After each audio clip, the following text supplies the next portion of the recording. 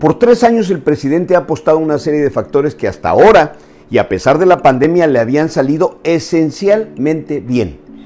Lo que nadie puede saber es si esos mismos factores seguirán siendo favorables.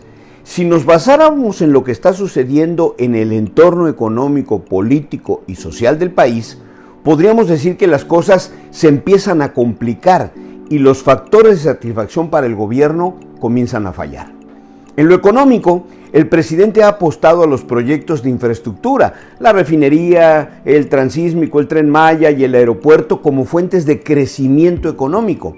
También a la reforma eléctrica y el apuntalamiento de Pemex y a la mejoría con transferencia de dinero en los niveles de vida de la población, que ha sido su base electoral y que confía garantice la continuidad de su proyecto de gobierno.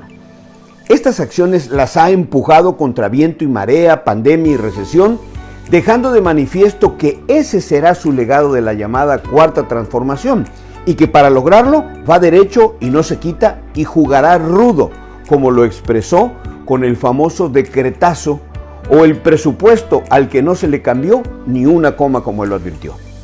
En ambos temas se ha encontrado con una férrea oposición en muchos frentes que cuestionan, desnudan y combaten las formas y las consecuencias de sus decisiones que no se corresponden en los hechos con las promesas realizadas de bienestar y prosperidad. El precio lo está pagando el pueblo de México con una inflación desatada, con una devaluación manifiesta de la moneda y con fuga de capitales cada día más evidentes. Los proyectos es posible que acaben como elefantes blancos. Y por otro lado, Pemex, en lugar de ser una fuente de demanda y crecimiento como la fue en la época de los 70s, hoy es una sangría y una fuga interminable de recursos fiscales. Y en todo caso, ya no tiene el peso que tuvo hace medio siglo y menos en una economía global que el presidente, como lo hemos visto, no entiende. Para acabarla de amolar, el gobierno no ha hecho nada para combatir males como la corrupción o la inseguridad, factores que de haberse disminuido habrían sido en sí mismos enormes atractivos políticos y sociales para el desarrollo de largo plazo del país. En lo político, al carecer de la mayoría que tuvo en la primera legislatura de su mandato, se ha visto obligado a modificar las leyes para no cumplirlas, a recargarse más en el ejército, cooptándolo a través de concesiones y prebendas, y a los congresos, a los diputados y senadores, doblegarlos mediante la presión de sus brazos ejecutores, como la Unidad de Inteligencia Financiera y el SAT.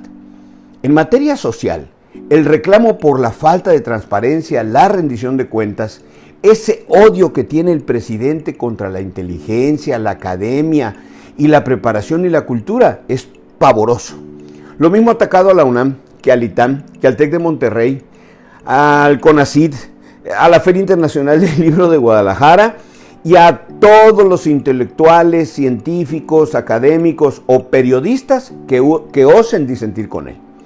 Pasó de su odio a Broso, a Loret, a Denis Dresser, a López Dóriga, a extenderlo a Proceso y a Carmen Aristegui, a Julio Hernández. Y así continúa acumulando enemigos todos los días. Pero ahora la corrupción y el conflicto de intereses tocó a su puerta.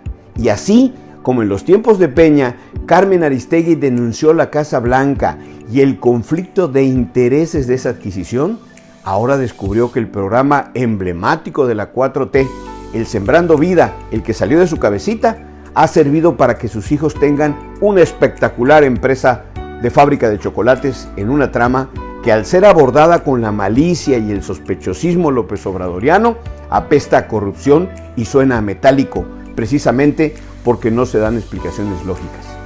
Ya veremos mañana cómo, ante su grupo de fans reunidos en el evento de contagio masivo más grande de la historia de México, ante la presencia del Omicron, la nueva faceta del COVID, López Obrador se pondrá a despotricar, justificar, solazarse de la destrucción y, como Nerón, ante las llamas de Roma, tocará la lira entonando su himno a la Cuarta Transformación.